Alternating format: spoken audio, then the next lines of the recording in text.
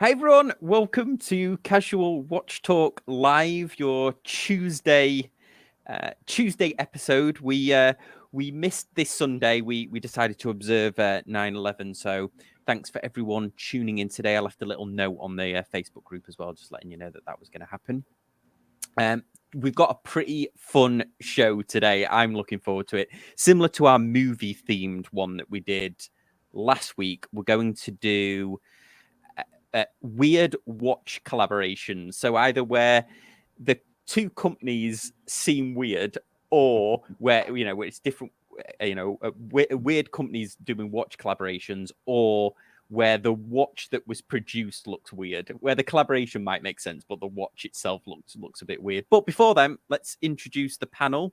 We've got Jason from watchrolling.com, my co-host, and we've got Patrick from Pocket Watch Time. How you doing, guys? Awesome. Check out Patrick's link is in the description. Check out his channel. He did an awesome review on that pocket watch that you oh, there you go. Yeah. I don't know what you're talking about. Spoilers. I was like the blood moon ready to rise tonight. That's what I was thinking, and it did. Well, Patrick, why don't you kick it off then with a wristwatch check? All right. Well, very few watches are worth coming off the wrist, but this one I have to, just for the sake of full showing. So I used this, or I sent this watch off to the Baltic watch company, and they convert pocket watches into wrist watches. And let me see if I can get a little bit of a red. Oh, there we go. Sort of the red hue on there, but it's kind of like a old-fashioned guilloche dial that's got an enamel coat on it, and I mean it burns like the sun. And they put it in this really beautiful gilded titanium watch case, and a really nice leather Horween strap, and then of course you can see the beautiful pocket watch movement in there. So again, we'll get the light to sort of play with us nice, and so this is a 125-year-old pocket watch from 1898. And what I kind of was the most impressed about, it's not the hardest thing in the world to put a watch into a case and just repackage it, but they service the watch for you, and they pretty much build you a crown and a stem that I guess is the best fit for this watch.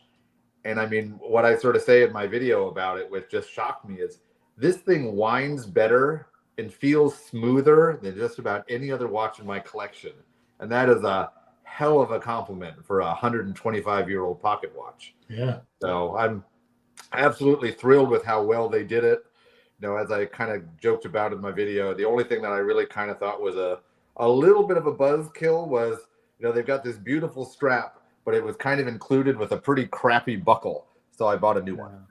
And I guess I can't twist my arms enough, but the original buckle was just kind of flimsy, and it just didn't really go with it. So for $25, I bought a good one on eBay, and now the watch looks like a mad machine, and I'm thrilled with it.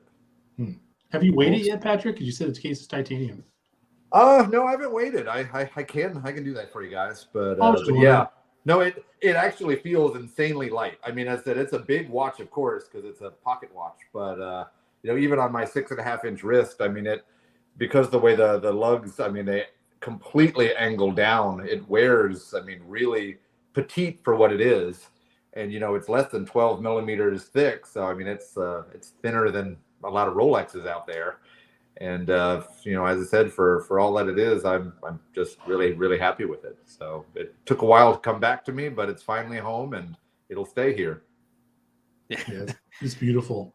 Yeah, it really is. It looks like something from a film where you discover it and then you wind the crown the wrong way and you suddenly go back in time to like the 1940s. It's like a secret time machine or something. Jason, what are you wearing? Oh, sorry, I was asking a question in the chat.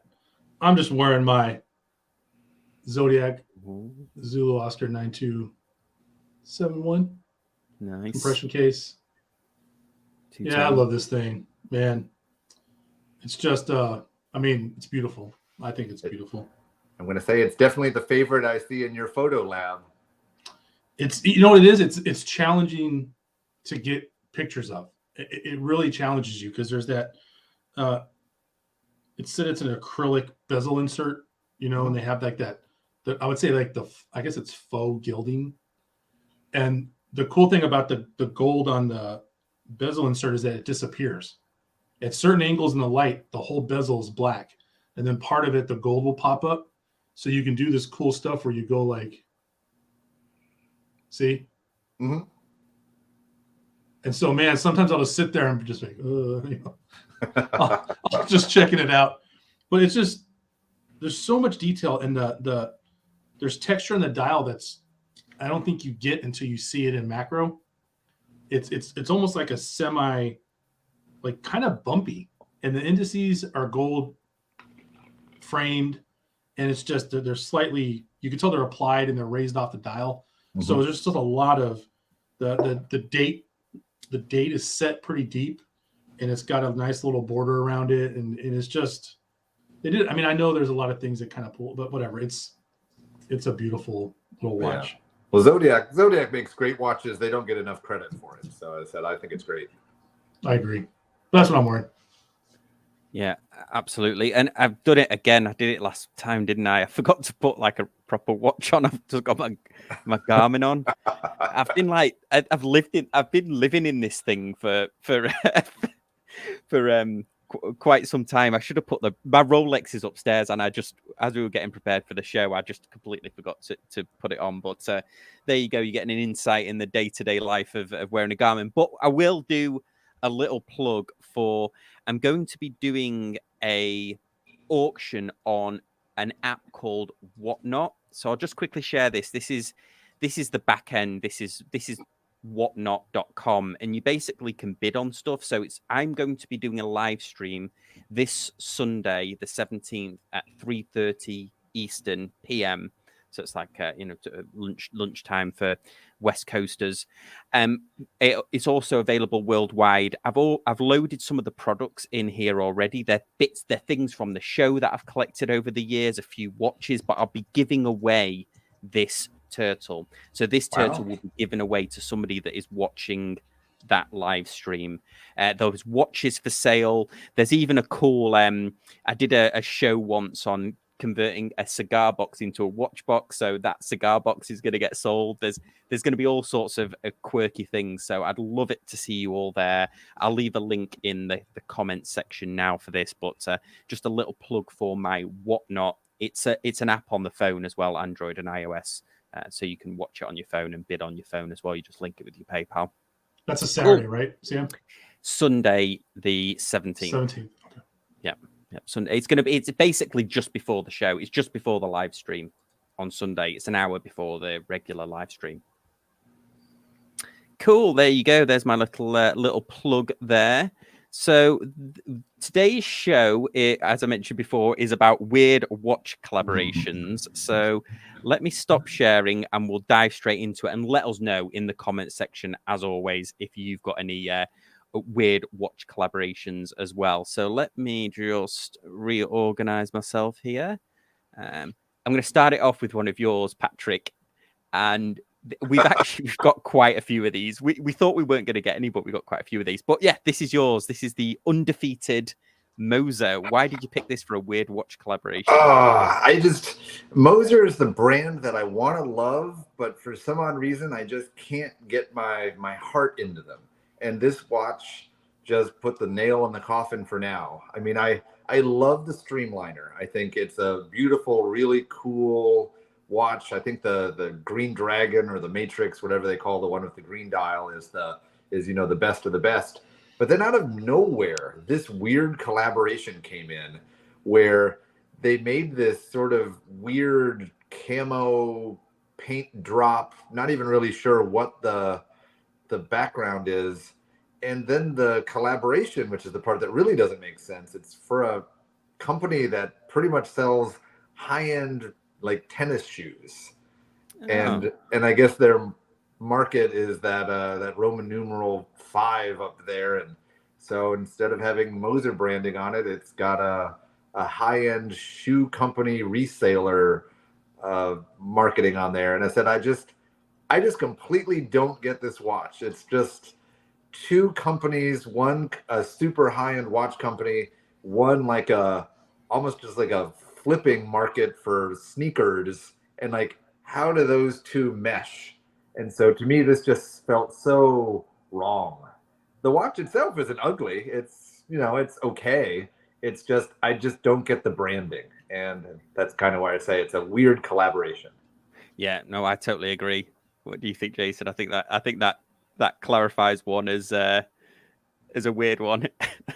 Yeah, it's I saw Federico did a video about this when it came out, and he was going on about how much he loves Moser. Yeah, And he's a Moser fanboy for sure. Yeah, and he was conflicted about this, if I remember correctly.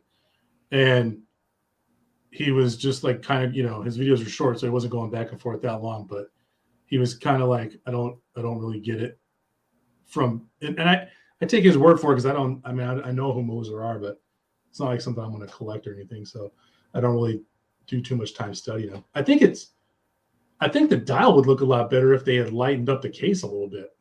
I think that dial would be sweet, but I think it gets lost in just how, you know, granted these are pictures, but it almost looks like a cool, I don't know how to explain it, almost like a cloudy background and stuff. So yeah, I just think if they had done a lighter case, that dial would have been pretty sweet. Yeah, and I kind of agree. I mean, that's sort of my thought on it. The watch isn't even that ugly. It's just, you know, would you buy a watch that has this giant symbol for like a sneaker brand on the top? And, you know, as I said, I don't care about sneakers one bit. So it just completely loses me. Yeah. Well, you know what it is? It's kind of like like in sports, when people, you know, like I'm not even a Philadelphia Eagles fan, but, you know, they used to have that cool Kelly green. And then all of a sudden they showed up one year and their uniforms were all black. And you're like, why does everyone have black uniforms? Like, you know what I mean? Like when you use black for black's sake and stuff, sometimes I think a lot of stuff gets lost. And I feel like that's what it is here. It's kind of like black just for black's sake. And it's like, it loses some appeal to me. No, I totally agree. Well, next up on the chopping block is the brand new watch from IWC. Oh, no, it's a Timex. And this is actually what spurned this. This is what spurned this entire show, wasn't it, Jason? Was this Pan Am collaboration with Timex, which I think is a weird collab, and I can explain why. But you actually really like this, don't you, Jason? I thought it. Not that that's criticism.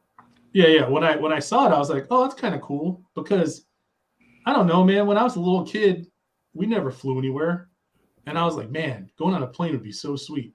Like the closest I ever got, I went on a train. And trains are cool. But like the first time I ever flew as an adult that I can remember is when I left boot camp and went to my first duty station. I had never been on a plane before that I could remember. So, really? You know, air travel had always, bro, I never ate lobster until my first ship. And I didn't know how to eat lobster, and I was too prideful. So I watched everyone rip the lobster up, and I ripped it up and looked in the wrong end because I didn't know. Oh, right. Yeah. Yeah, I didn't know. I'm from the desert. Anyways, but when I saw this, I just thought it was because my wife has the Woodstock and Snoopy Timex, the Marlin. Yeah. And so I've seen that thing all the time. And that is a really well-made watch. I mean, it's not super, you know, it's affordable. It's not super expensive, but for them, I mean, I hate that. I know people don't like that term, but I really feel like it's a good watch. And so when I saw this, I thought about the other Timexes I've seen. I'm like, all right, for the price point they want it for, this is pretty cool. And if you're into air travel, I know people collect a lot of memorabilia from like old either automobile companies or old plane companies and stuff like that. I think it's a cool piece. Yeah, I like. It's funny. I've got for my bag at work that I keep all my cables in is an old TWA amenity bag, so I keep all my cables in that because it's just the right size. I think this is a little weird for two reasons. One is there is already a Pan Am watch that's available that Breitling make. There's a Navitimer. And I don't know if they still make it, but they certainly did up so recently. And also, I think Pan Am's more associated with Rolex and Pepsi bezels because the Pepsi bezel was designed for the GMT was designed for the pilots of the Pan Am Airways. So to me, that seems weird. But Pan Am, the brand, I think they should bring it back as a carrier. I think it sold to American Airlines, didn't it? I think they should spin it back up as another airline brand myself. But anyway, you heard it here first. Patrick, what's your what? I think this is a great watch. I'm only being cheeky about it being a weird collaboration, but yeah, I'm kind of on the same team of that. I mean, I've never seen this watch. Oh, hey, 15% off. 15% off. There goes Leonardo DiCaprio. Yeah. But I mean, I think it's actually a really beautiful watch. What's the price point on it? Well, they're actually sold out, and people in the UK can't even get this because I had a couple of people asking me. But it's $219, which is a steal. I mean, that's but as you can see, it's sold out. Mm-hmm. Yeah, that cool little pin. Yeah, you get the lapel pin. That's the part I thought was the coolest. Is like, oh man. Yeah, and I love the Pan Am rivets on the leather bracelet. I think that's just a really cool. You know, it's a well done collaboration that doesn't look overly tacky. I mean, I have no love for Pan Am, so I mean I wouldn't buy it. But I mean, if you were an old Pan Am pilot or something like that, and you know Pan Am brought some memories to you, I mean, it's a beautiful little watch, and what a great price. So as I said, I'm a fan. Yeah, absolutely. Yeah, I think we'll go with a hit. Not that we're doing hit or miss, but we'll say that that's a hit. Next one, we're just putting this in for comedy value, is the Omega and Swatch collaboration, because whether you like it or not, it was weird. It was a weird collaboration, but we'll quickly move on after that bit of a comedy segue there. Patrick, your next one, Bulgari. As I said, it's just when brands take on a weird theme, and so Bulgari. I think I threw a Bulgari that was kind of the same idea a couple weeks ago with a new release hit or miss type thing, because they got in line with another artist and they made a weird watch. But I guess for this one they got in line with an architect, and they took some of the architect's designs to make a dial out of it, and I just don't get it. I mean, it's a black ceramic watch, which I think is beautiful. You know, the gilded hand and sort of, well, absence of markers I think are fine, but it's got a swirly in it like someone's draining the bathtub, and it's got a moon that means nothing, and it just I don't see architecture. It doesn't make me say ooh, Bulgari. It doesn't even look like jewelry. It just, once again, it's just a collaboration that, you know, it might be artistic and maybe some people think it's even pretty, but I don't want it on my watch. And I think for that reason, it's just a bad collab. Yeah, they sound like you were starting to a country song there, a moon with no reason, or what was it you said? It sounded like a blues song or a country song. Yeah, I'm not feeling this. That's where I'll leave that. Jason, what are you feeling? Are you feeling it? I would tell anyone that buys this watch to not take LSD. Yeah, I think that it might get you in trouble. And maybe I'm old fashioned, but I feel like you take away from blue when you introduce black. You take away what blue can be. Blue, like around stainless or titanium or something, blue takes on like whatever the outside environment is. If it's cloudy, if it's bright, you can get different kind of moods out of a blue dial. And I think that when you add black to it, like if you were trying, like I think if this thing had been like titanium or whatever, or a really nice stainless or something, or whatever fancy white gold, whatever, you know how crazy that dial would be? Yeah. You know how crazy that dial would be? That dial would be bad. You know what? Crazy. Yeah. The dial, if it had markers, and if, as you said, maybe not the black, you're right. I think it would be a lot better. Oh, yeah. It would be like a weird science experiment. Yeah, which I'm all for. I mean, sign me up. So next on the list, and again, another 15% off, is the Timex Pac-Man. Now, I picked this one, and the reason I picked it is because I loved this idea until I found out that they basically just put Pac-Man around the frame of the watch, and you couldn't actually play Pac-Man on the watch. Because there must have been a way of doing it. There must have been a way of having a mode where you could actually play Pac-Man on this Timex. And for them just to like basically just slop Pac-Man onto a bog standard Timex, which I mean, it's a good watch. It's a decent watch. It looks like the Casio, F9W or whatever. But I'm sure we're in the world of technology where they could have had, or like Pac-Man could have done something cool, like at the time or something on the hour. The guy from Hamilton's marketing team must have went here, and they were like, "Hey, we're going to use this cool watch, but it's not going to do what everyone thinks it should be able to do." Yeah. And then they all laughed. Yeah, look, see, he's even got Pac-Man eating the watch. How cool would that be if on the hour Pac-Man just came across and just ate the numbers as it went across? That would be cool. That would be worth. That would be super cool. Yeah. Can we discuss though how Miss Pac-Man's a much better game than Pac-Man? Can we all agree? She's faster. It's a faster game. Is it? Pac-Man is like slow and oh my gosh, Pac-Man's so slow. But Miss Pac-Man, she's like been working out, doing some cardio, and she moves. Well, on that bombshell, I can't honestly. I can't even remember playing Miss Pac-Man. Maybe I'll have to now. I was all in on Mario, which we'll be making an outing later, nice. Twice. So the next up we have on here was there we go. as if timing. This was your pick, wasn't it, Patrick? This is my favorite game in the background, Super Mario for the 3. When you find a weird watch that just I forgot which weird brand it was, so I had to do a Googleation to figure it out. But I knew it was a high-end brand that I didn't like, and they came out with this Mario one. And it's a brand called Romain Jerome, and I think they went out of business. But for a while, their watch box was actually like really singing their praises, and I don't really know why.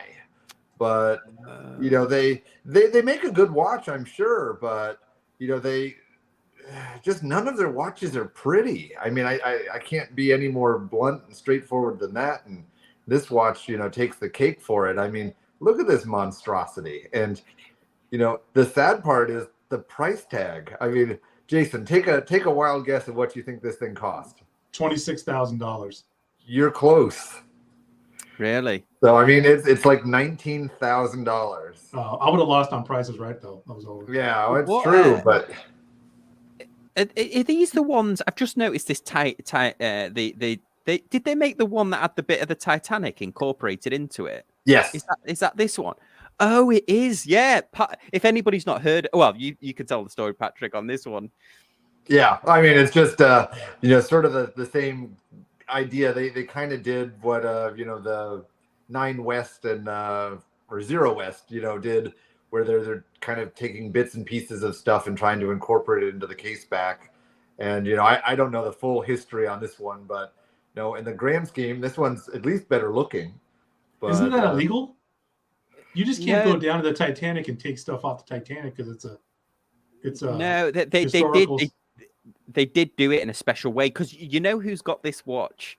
Producer Michael has got this watch. Yeah. He's got this watch. No, I think you're right, Jason. Because it isn't it so far down that this is the thing with. James Cameron. Well, that's the funny conversation, right? You can't dive when producer Michael shows up and he's like, "Hey, you like my Titanic watch?" And then James Cameron's like, "You want to watch my documentary where I went in a submarine down to the Titanic? Because that's probably a lot cooler." No, I mean, I just think it's like isn't it like a historic? I would assume it's a historical site, and you just can't go down there and rip stuff off of it because it's technically a graveyard for people. Yeah, I wonder whether they actually got it. I wonder whether we'll have to read the story here, but I wonder whether it was something like a souvenir that was taken at the time rather than it be. Although it does look pretty rusted up, doesn't it? But anyway. We mentioned 2 Leonardo DiCaprio films tonight, just so you know. You keep it score. We're on a roll. Well, next up, I'm on a bit of a roll with these like weird collabs. I think this one's a weird one, which is the Citizen. So Citizen make a whole range of Star Wars watches and Marvel watches, and fair enough. But I always thought that this one was weird, where they took that old school, like the geekiest watch that Citizen ever made that had all the different dials on it, and they made it into like a Star Wars theme. So they've got like an R2-D2 one. They had like a C-3PO gold version. They've got a Boba Fett one. So they've just taken this war watch from the archives and then just like shoehorned Star Wars IP onto it. So I always felt weird about that. And I've seen it in person. It looks weird in person. I don't know. Have any of you seen this watch before? Yeah, No. I saw when they came out. Yeah, it's got a temperature gauge on it. There you go, They Patrick. could at least put like a dome. They could have put a dome crystal on the R2D2 one. At least try. You know? Yeah. They do. If you're a Star Wars fan, they do some decent Star Wars ones. They also do some decent Marvel ones, but this one just always seemed very weird to me. And there's the Darth Vader, of course. I like the bracelet. But see, this is where black actually makes sense. Yeah. Let's just stay on this theme here. Yeah. Darth Vader wears all black. Like, this makes sense.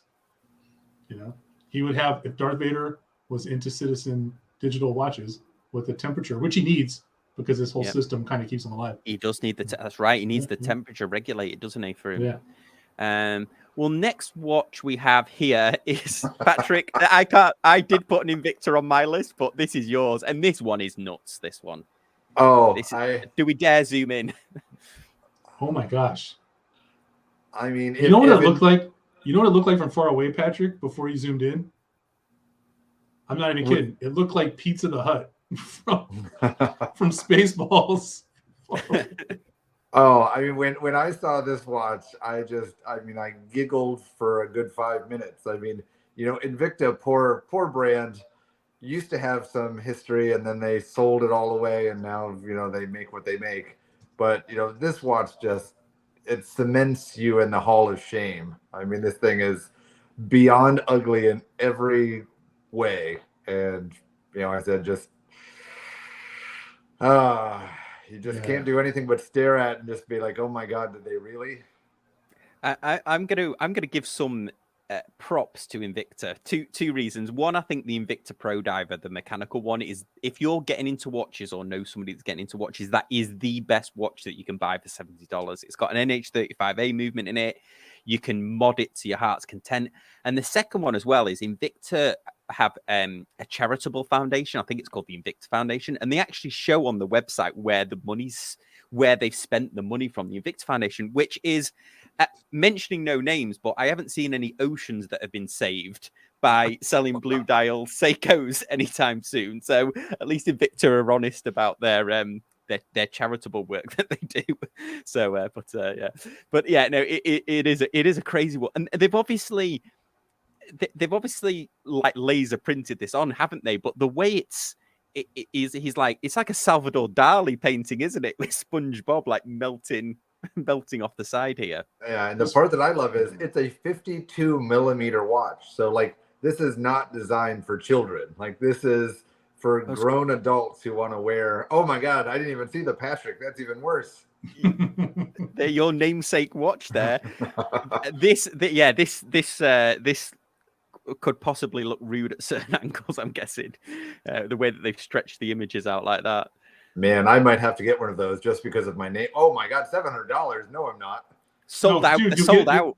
You'll get it on sale one Sunday night for $125. It'll be, I was going to say, 68% off. Yeah, for $50 it might be worth it, but yeah. The problem is when you buy it though, you get 5 other Invictas for free with it, so you'll have to have 5 in mind.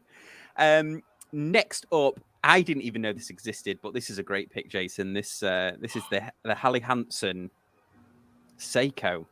So a clothing, a nautical clothing brand, Japanese sailing brand. Yeah. This is a JDM watch. It just popped up on my feed, and I was like, oh, let me check this out. And so I lived in Rhode Island for 3 years, and you know the nautical community is really big up there. And Helly Hansen was like, it was kind of funny. Like if you were trying to like, you know, like weekend bikers, if you were trying to be like a weekend nautical person, you would wear like Timberland or Nautica or something like that, right? Or Rockport, yeah. Yeah. But I always noticed like the guys that were really ladies that were walking off actual fishing boats were always wearing Helly Hansen.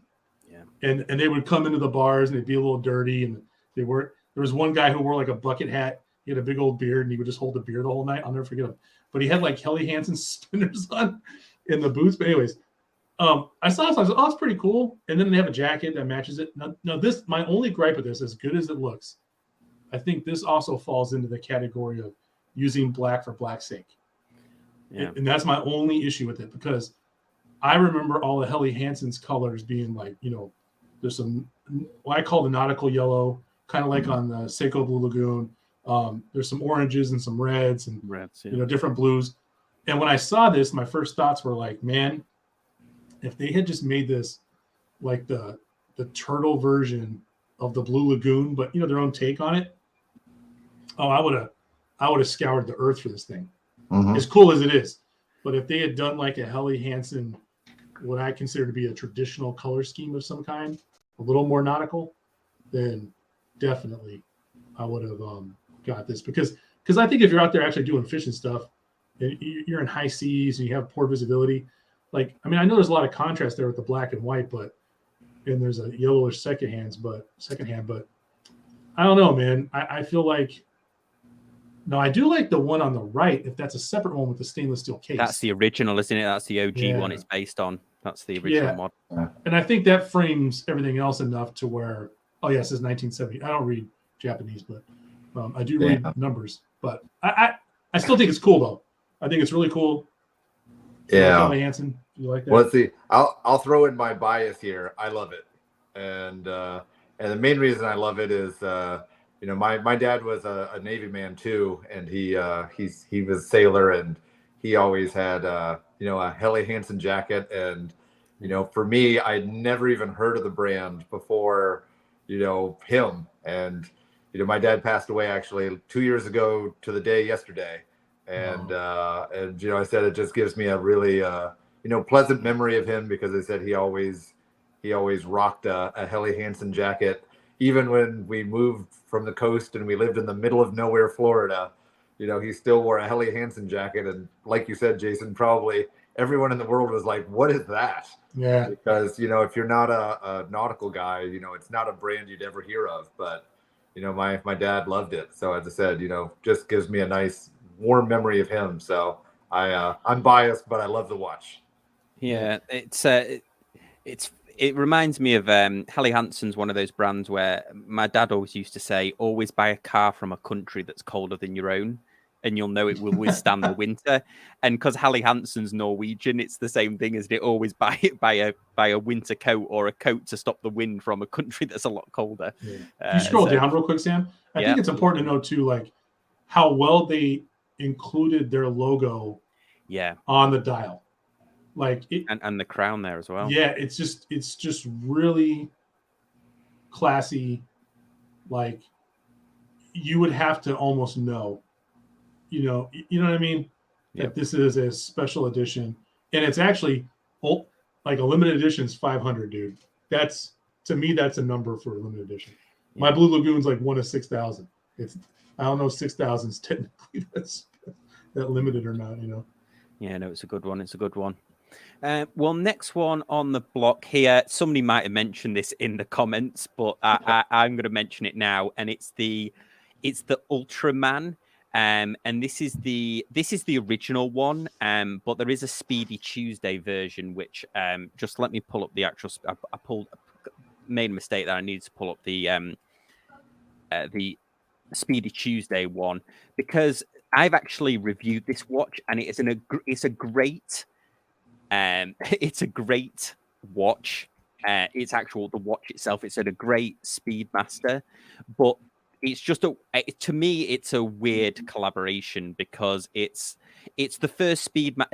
In the Ultraman cartoon, they did wear Omega Speedmasters, but it's the first one, I think, where they basically they kind of went out of the Speedmaster has always been loosely held in reality, hasn't it? It's been like space, and the Snoopy one had something to do with the space projects and stuff, whereas Ultraman was kind of like way off base. They were using a purely a fictional character, whereas we're used to that with the James Bond collection, but we're not used to it with the Speedmaster line. But it's a cool watch, and this here you can see Ultraman's face, and it's made in loom, so if you put a black light over it, it actually glows in the darkest face. But I like this. What the case is, the box is amazing. I've got a review on my channel if you're interested in seeing it. But I always thought it was a weird collab.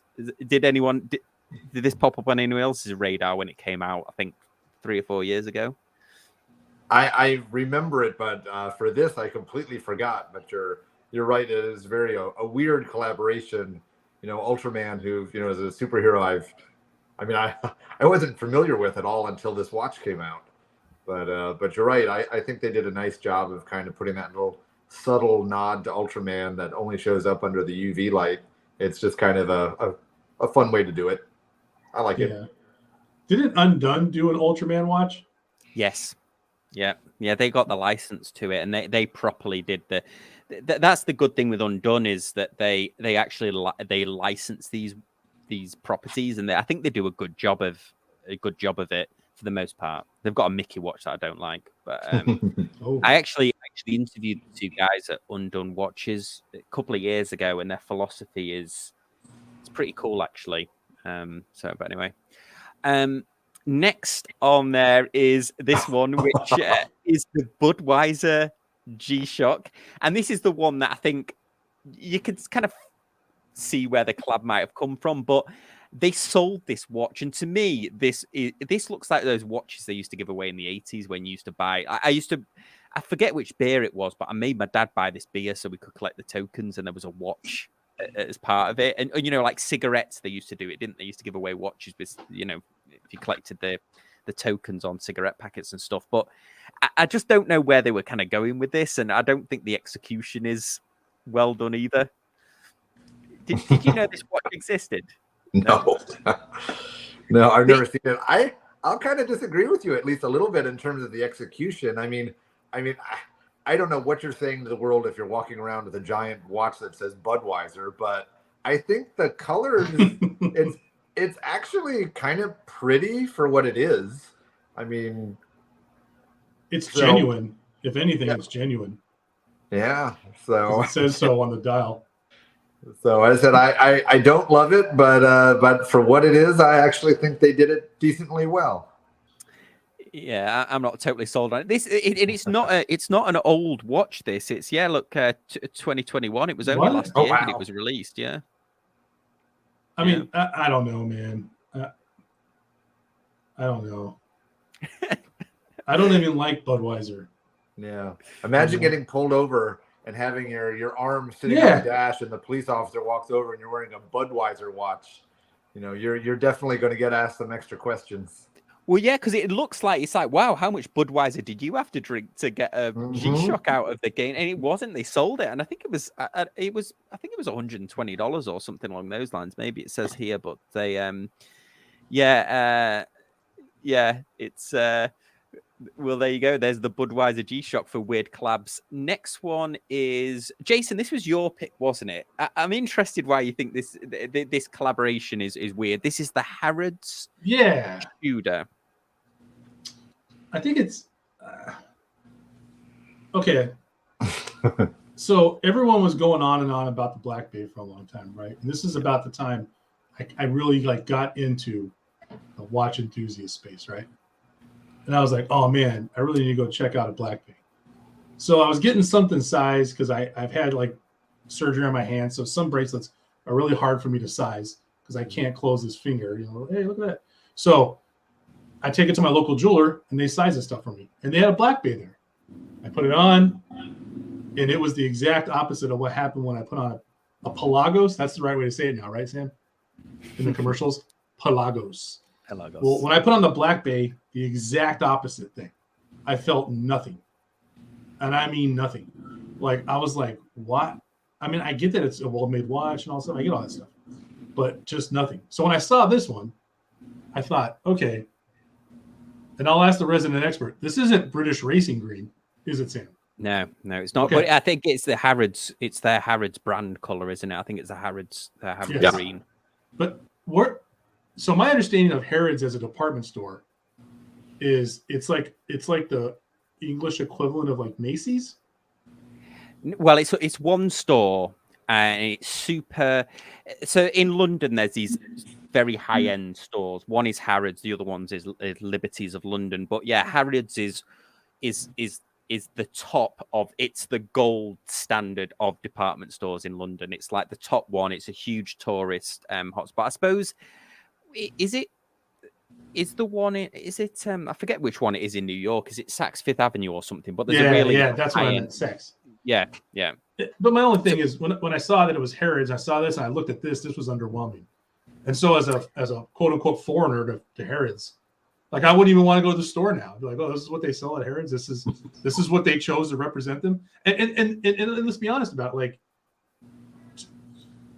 what we have conversations about this all the time. Tudor is not Rolex. Right? Yeah. And if Harrods is the Rolex of department stores, why are they selling me a mossy green Black Bay 58? Now I get where you're going, and also another fellow YouTuber that Patrick knows, Red Shovel. He actually ordered one of these from Harrods, and he went to collect it. And in the week before, they put the prices up, so they actually wanted to charge him more for it. So he ended up walking out without it. But a little shout out. But yeah, it's not a limited edition this either. I think you can go in and order it. It just takes a long time to get. But yeah, I could totally see where you're going. Like it doesn't represent like an outdoorsy or a diver or something like that. It's tied to that department store. So yeah, no, I totally get it. Next one, I think this is one of yours as well, Jason. Is it this Baltic blue roulette collected man? Yeah, I'll be honest with you. At a certain point, I was just racking it like a 50 cal and just firing off ones I could find. Boom, boom, boom, boom, boom. So yeah. This, I don't get. I thought when you originally sent this off, it was linked to the Blue Man group for some reason. I misread it. I was thinking, oh, that is weird. But what is the collected man? Is it a website or a magazine or something? Yeah, I think it's like a fashion like thing, right? Like a put together person. Yeah, I'm not sure if they do more than just watches. I think he's just a watch guy, but he pretty much I think it's UK based, and it's just maybe it's more of like a concierge service where they'll look for a watch for you, but definitely I know they specialize in higher end watches where for me, maybe the Baltic, and high end maybe doesn't go hand in hand, but not for a lack of effort. They're trying to get there.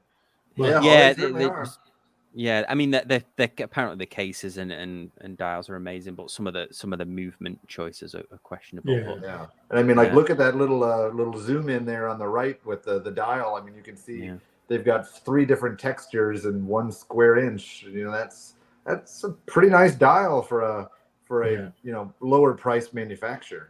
Yeah, absolutely. Next up, we had to put it on the list. Is the legendary Domino's Rolex, which for a long time it had Domino's on the dial, but now I think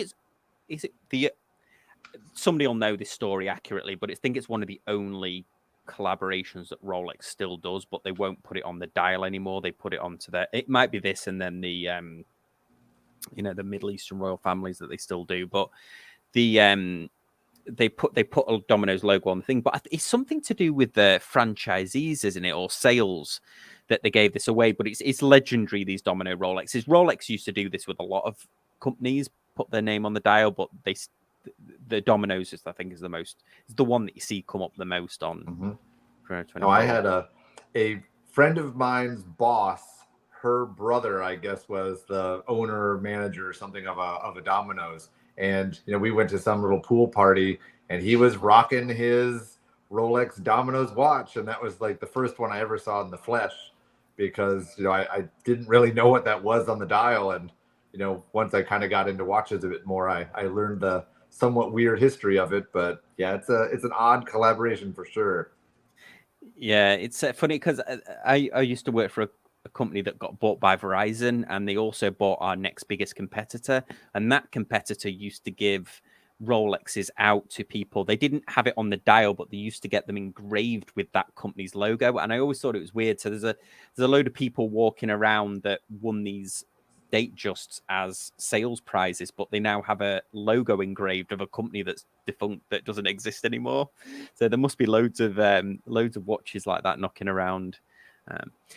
Well, next on the list, I picked this one, and it's not that it's a weird collab. I think it's a collaboration that a lot of people might not know about. And it's actually a very famous watch. This is the Abercrombie and Fitch Seafarer. If anybody, if you're new to watches, you think of Abercrombie and Fitch as a sort of a teenagers fashion brand, maybe sort of young adults fashion brand. But at one time, I'm going to try and murder some American history here, so please correct me, guys. At one time, it was like an outdoor sportsman's brand, like a sort of a fisherman and hunting type of brand, I believe. Okay, I'm going to go with that as the story.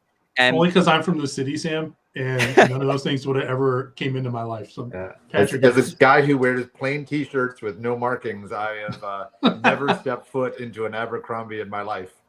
Well, yeah, so it used to be an outdoor wears. I think it was like a sportsman's brand back in the day. Anyway, they made watches. And at this time, this was when Hoyer used to provide movements to companies. In fact, I think they never used to sell under the Hoyer brand in the US for a period of time, but they used to sell the movements.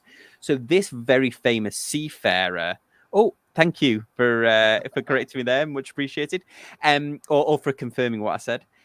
So this watch is now the stuff of legend, and used ones can go for quite a pretty penny. But this is a Abercrombie and Fitch Seafarer that has Hoyer movement in it.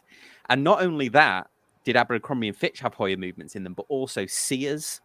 The Sears and Roebuck brand. There's another brand that Sears owned called Tradition that had Hoyer movements in them. So if you go down a little bit of a rabbit hole of Hoyer watches, you'll find that they actually are in a lot of these like co-branded watches, which I think is really cool. I would actually quite love like one of these. They've sold one at auction. That look here, this is the estimate between $20,000 and $25,000 for this. And this was a watch that you could just... There's another one. There's the... Oh, that one's pretty cool. Yeah, there's another Abercrombie and Fitch with the Hoyer in it. So what's the presser on the left-hand side? Yeah. Because it's a mono-pusher chronograph. Well, no, down the one you talked about before. Yeah, the first one. So yeah, oh, yeah? I don't know. Yeah. Like it orders you a pair of pants. Sends a radio signal. It's got a lot of pushers on there. I don't know what that is. Yeah, so, well, maybe when you're going on an epic hunt for that Helly Hansen Seiko later. Oh man! Along with your speaking Patrick, to your three-door dealer. We need to find one, Patrick. I'll get one just to have it. Hey Sam, how long have you been in the States? 6 years, nearly 6 7 years. Yeah. So there used to be this. I just thought of the perfect collaboration, but I don't know if the other company's out of business. But there used to be a store when I was a kid called Jeans West, and they were in all the malls. And they used to have these pants called Z Cavaricci pants. Oh, yes. You remember those? Patrick remembers. And I was like, I put in the chat, I want a Jeans West Hugh Blow collaboration. It would be the best. Well, actually, there you go. So I preempted what I was going to say here. But here on Look at Hodinky here, they actually had a Tradition, which was the Sears and Roebuck brand. And that had a Hoyer. So actually, if you look, it looks like a Carrera there. Yeah, it does. And then next up, we had the Black Panther AP, which it's a really cool watch, but I can see why it's an interesting collaboration. I think who picked this? Was it you, Patrick, or was it you, Jason? No, Wasn't me. Might be Jason. It just fell into the pile. Yeah, absolutely. I think I saw some macro videos of this thing. I thought it was really cool, but it is interesting if you're just going straight off of like brand and then brand. Yeah, like, I think sometimes it's important to, someone that can afford this, that really digs Black Panther, is going to pick it up. Like if I was rich and I was a Marvel collector, I'd totally score this. But I think sometimes like you have a natural connection. But then, like a lot of the ones we've talked about today, like I would like to know where Hoyer and Abercrombie and Fitch come together, or where, I could see Seiko and Helly Hansen, because Seiko's so big. I guess you can kind of line up, but it's a dive watch. Helly Hansen's a marine company. Yeah. You know what I mean? I don't know how the heck you get Domino's and Rolex. I don't know, because I don't think anyone that has a Rolex is eating Domino's, but whatever. You know, but I think this one is an unusual collaboration, but I think it's a collaboration that's done pretty well. Yeah, and considering how rare this watch was, I'm amazed at how many YouTubers got their hands on this watch. I don't know if it was the same one that was being passed around. A lot of the Miami creators like Watch Eric and people like that, you know, and Roman Shaft, they all got their hands on this watch. I don't know if it's the same one that was passed between them, but it was amazed at how much screen time this watch got, and it did look amazing in person. Yeah, I mean, for me, I said the watch itself is absolutely beautiful. I mean, I just almost wish to see what that watch would look like if it had a normal dial that, you know, didn't have a sculpture on it, just because I think the case is amazing. The strap is amazing. You know, obviously the art is nice, but, you know, I would almost just love to see what it would look like if they just made a normal AP that looked like that. You know, I think that would be a heck of a watch. Yeah, absolutely. Yeah. I always thought this one would have been cool instead of the Black Panther statue, if they had done the Wakandan seal and made it look like an official, like almost like the royal family Rolexes we talk about. Where if you had done that and you had just put the Wakandan seal on there, and it almost would have looked like a real watch movie prop that someone you would have seen wearing in a movie that was part of the Wakandan royal family or something. You know, Yeah, that would have been cool. Yeah, absolutely. Well, next we've got a couple. I've got a couple of cheeky bonus ones at the end, but the next one, this is the second appearance for Super Mario, and this was the tag connected Super Mario edition, which was completely sold out. It was limited edition, which was I always think that's weird because the majority of it was software. But yeah, you had Super Mario on there. I mean, it did have the little mushroom and the special bezel, but you had Super Mario on there as a kind of a fitness aid on there. And I always thought it was a weird collab because Tag have done collaborations with artists like I forget the name of Alec Monopoly. They've done collaborations with. But yeah, I always thought this is a bit of a weird one, and I don't think it was. If anybody's got this, let us know. But I don't think you could like play a game on it or anything. I just think it was just Mario animations for various different the sports features and things like that. So Yeah, like Mario on the dial there. They really dropped the ball on this one because you should have allowed all the characters from Mario Kart, and then you could have just customized it. Because we all know if you've ever played Mario Kart, Toad is vastly superior to Mario. He is. When Toad wins, he says, "I'm the best." He goes, "I'm the best," and it's irrefutable because he wins. Yeah. Then next on our list here, I put the Barcelona Football Club or FC Barcelona G-Shock, and it's not so much that it's a football team that did this.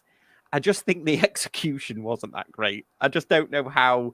I mean, and it's their team colors, obviously, but I just don't think it suits it all together. It definitely doesn't suit Barcelona's playing style and the players they have.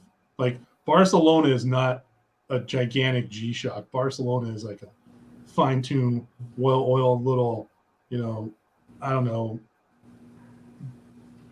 highly technical machine. And this thing is just, I mean, it's all that inside, but this is more like a, 6'5", 300-pound offensive lineman, and not so much like a little deft midfielder,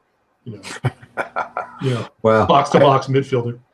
I'm going to say I don't know much about Barcelona, but I like this kind of collab where you get to wear your team colors. So did they do it right? As I said, I don't really know, but that's a good way. If let's say you're just wearing your team colors, I kind of think's a good way to do this.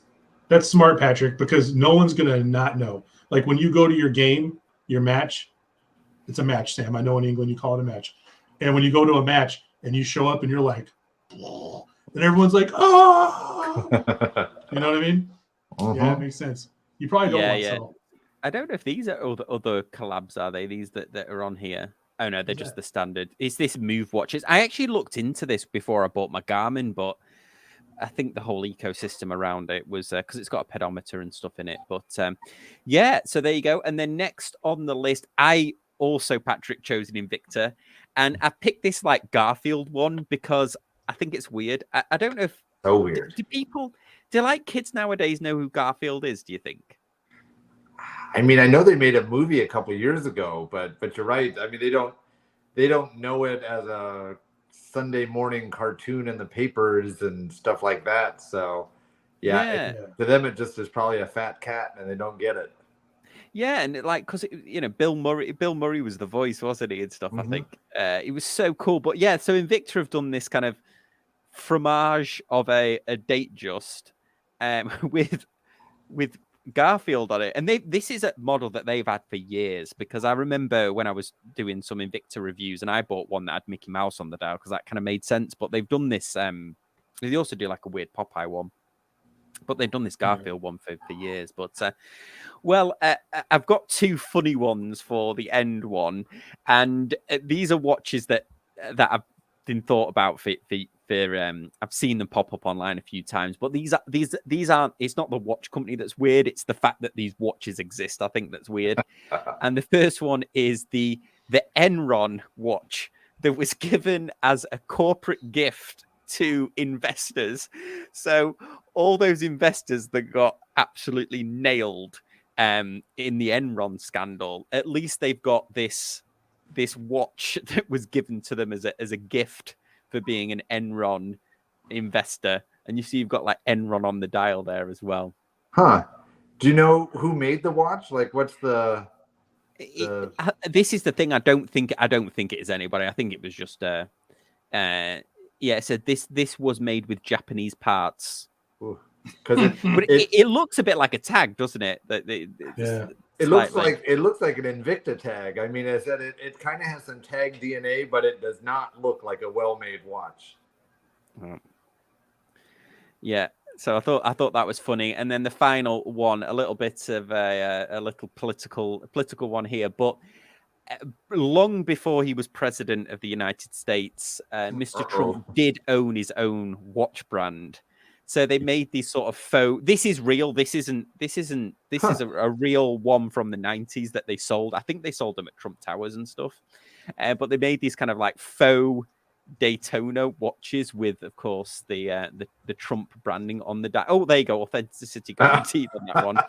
The reason that says authenticity guaranteed is because this person who's trying to sell it is trying to flog it for $2,000. So there you go. And there's quite a few of these as well. So you've got little Trump diamonds. You've got the I imagine they're faux diamonds. I can't imagine they're real. Well, that's funny. No, I'd never heard of the Trump brand.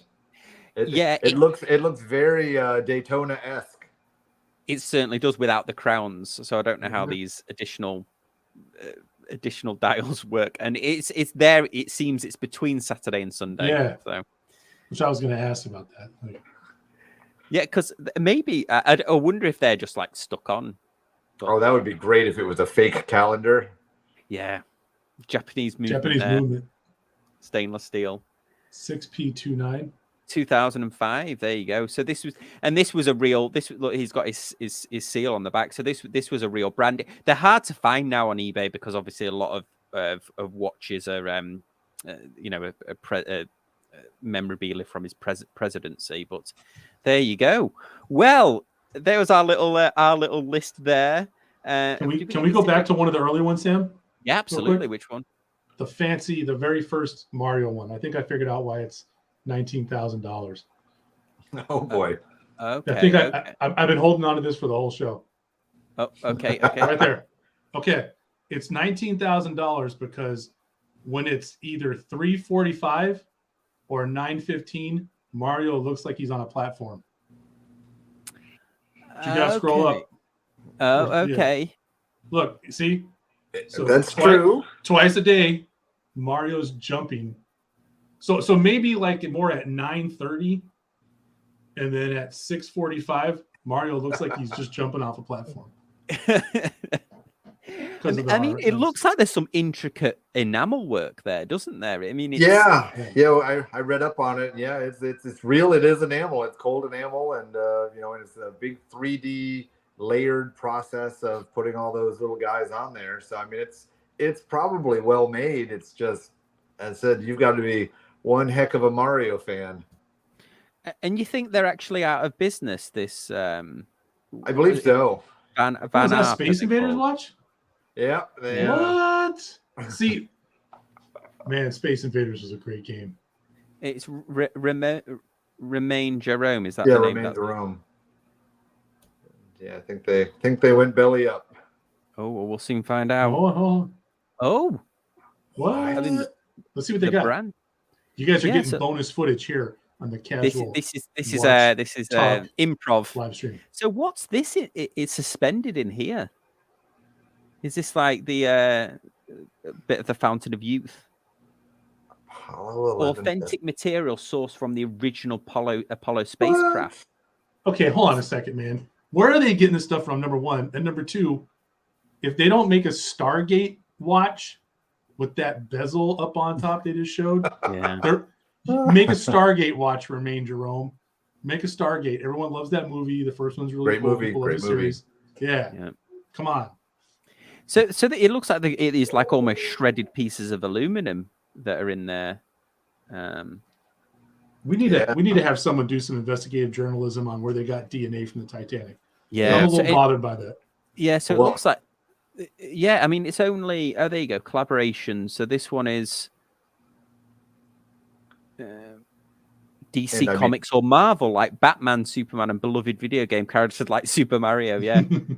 I mean, I feel like getting a piece of the space orbiter is even harder than getting a piece of the Titanic. Yeah. That seems like NASA wouldn't be letting that go. Yeah. Maybe there's like maybe there's only a couple of grams that they've actually shredded up, and it's very interesting. But so who knows? Maybe they're still here. I thought they went defunct. Hey, Sam, see if you can get one in for review. Yes. Yeah, I mean, well, there you go, Patrick. They've got their own Facebook group there. So let's see when they last posted. Oh, my goodness. The 8th of February, 2020. So you might be right. They might be in space trying to collect more aluminum, Sam. Come on. Okay, so they haven't updated their page in 2 years. So, okay. Maybe they got lost in space trying to get something from the Mars rover. Yeah, absolutely. Cool. Well, there you go. Well, thanks everyone in the thanks everyone in the chat. That was another fun topic for us. Hope you enjoyed it, and thanks for everyone that's watching this on repeat. Again, don't forget the whatnot. I'll be posting it on the Facebook group, and I'll post it in the YouTube channel description as well. So that's whatnot. 3:30 Eastern, an hour before the next live stream on Sunday. Thanks everyone, and we'll see you next time on Casual Watch Talk. Bye guys. Good night.